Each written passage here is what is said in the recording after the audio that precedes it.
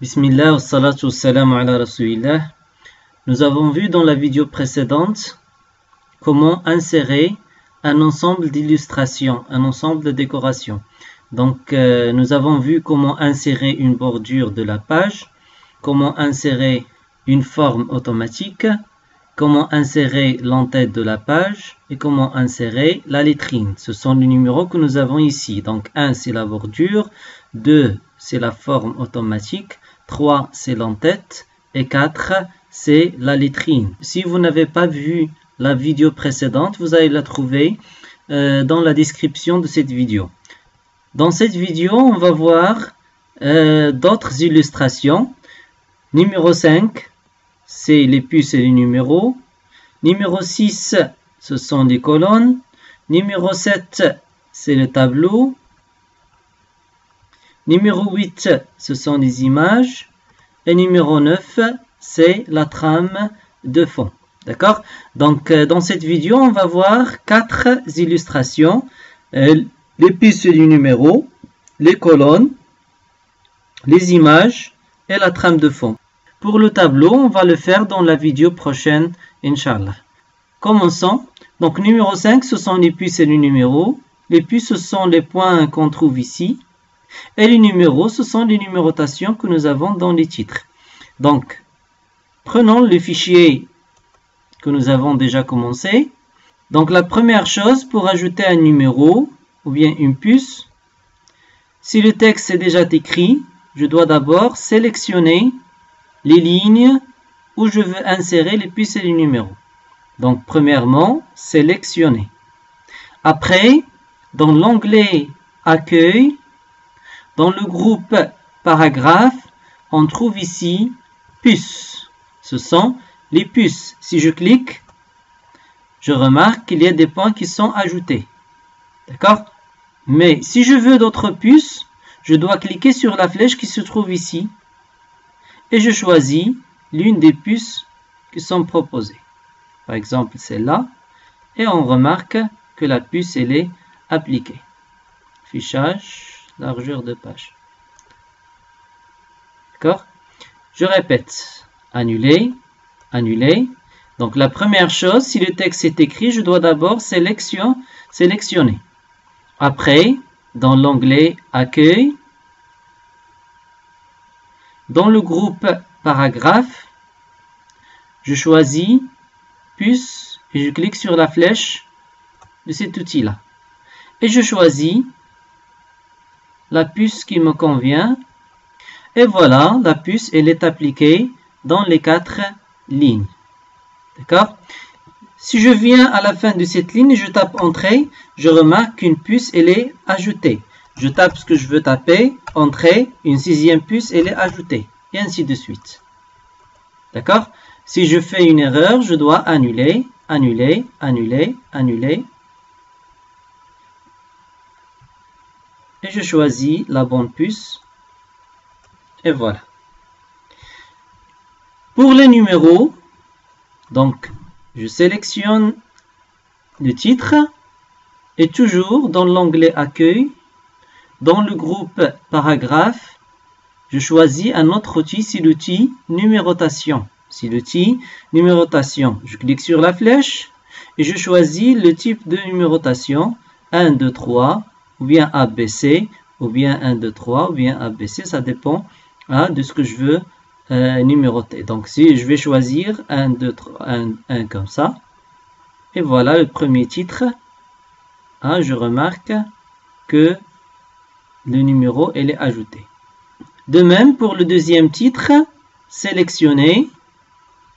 Dans l'onglet Accueil, dans le groupe Paragraphe, Numérotation, je clique ici et je remarque que le deuxième titre elle est numéroté 1, 2. La même chose pour le troisième titre, sélectionner. Et la même chose pour le quatrième titre. Si je veux, il y a une autre méthode. Je peux utiliser l'outil reproduire la mise en forme. D'accord? Donc, je dois d'abord choisir l'un de ces titres. Je clique sur l'outil reprendre la mise en forme et je sélectionne le quatrième titre et je remarque que le numéro il est ajouté. Donc, nous avons vu jusqu'à maintenant comment ajouter des puces et comment ajouter des numéros. Passons maintenant à numéro 6. C'est quoi 6? Ce sont des colonnes. C'est quoi des colonnes? Vous voyez ici que le paragraphe, numéro 6, que le paragraphe il est divisé en deux parties. Il est divisé en deux colonnes séparées par une ligne. D'accord?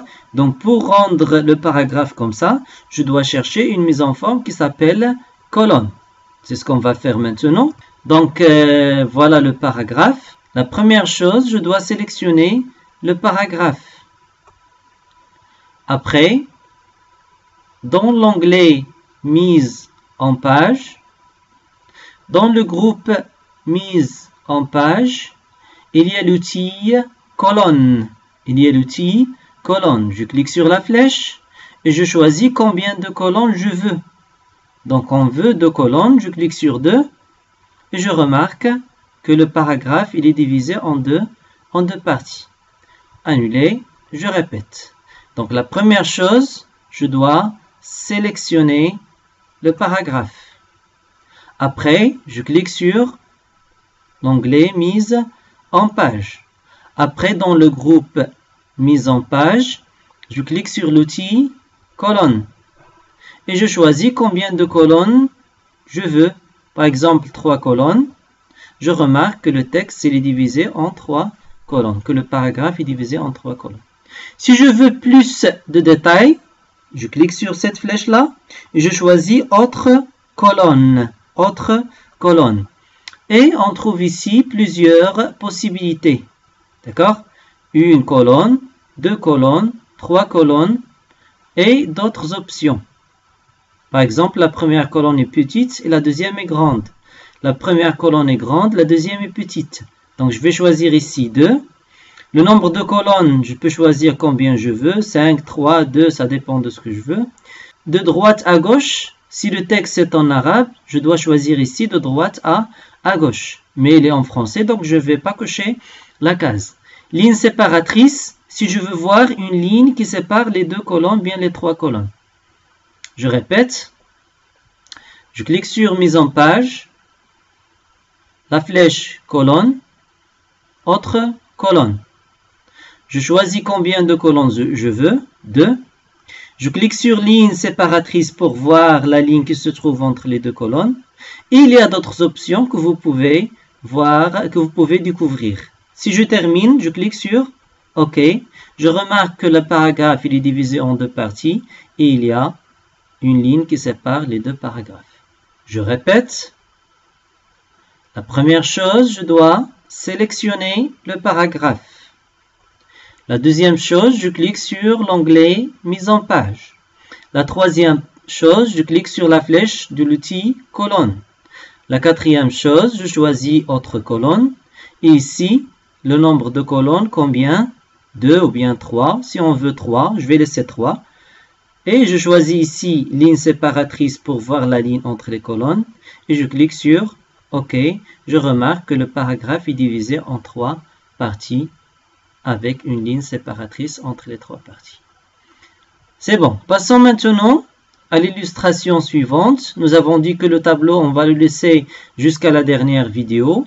On va laisser l'image jusqu'à la fin de la vidéo et on va passer à la trame de fond. La trame de fond, comme vous voyez ici, c'est l'arrière-plan que nous avons de ce titre. C'est l'arrière-plan que nous avons dans ces titres. Donc, retournons à notre fichier. Donc, comment faire la trame de fond? Donc, toujours, la première chose, je dois d'abord sélectionner. Donc, on va trouver trame de fond dans l'onglet Accueil. Dans le groupe Paragraphe, nous avons cet outil-là qui s'appelle Trame de fond. Trame de fond. Je clique sur la flèche à côté et je choisis la couleur que je veux dans la trame de fond. Par exemple, le jaune. Je remarque que la trame de fond en jaune est appliquée. Annuler et je répète. Donc la première chose, je dois sélectionner. La deuxième chose, dans l'onglet Accueil, dans le groupe Paragraphe, j'utilise l'outil Trame de fond. Je clique sur la flèche et je choisis la couleur qui me convient. D'accord? Si la couleur ne se trouve pas ici, je choisis autre couleur. Et je choisis une couleur de la liste, par exemple, le gris. Puis je clique sur OK et je remarque que la trame de fond est appliquée. La même chose pour les autres titres. La première chose, c'est sélectionner. J'utilise cet outil-là et voilà, elle est appliquée. Sélectionner, cliquez sur l'outil. Donc, si je ne veux pas modifier la couleur, je clique directement sur l'outil et voilà. Et dernièrement, sélectionner, cliquez sur l'outil et voilà, la trame de fond est appliquée. C'est bien. Pour ne pas obtenir une vidéo très longue, je vais laisser les images et les tableaux jusqu'aux vidéos prochaines. Donc, nous avons vu dans cette vidéo-là, nous avons vu rapidement comment insérer des puces et des numéros, comment appliquer des colonnes au paragraphe et comment ajouter une trame de fond. C'est tout pour l'instant. Rendez-vous dans la prochaine vidéo, Inch'Allah. À très bientôt.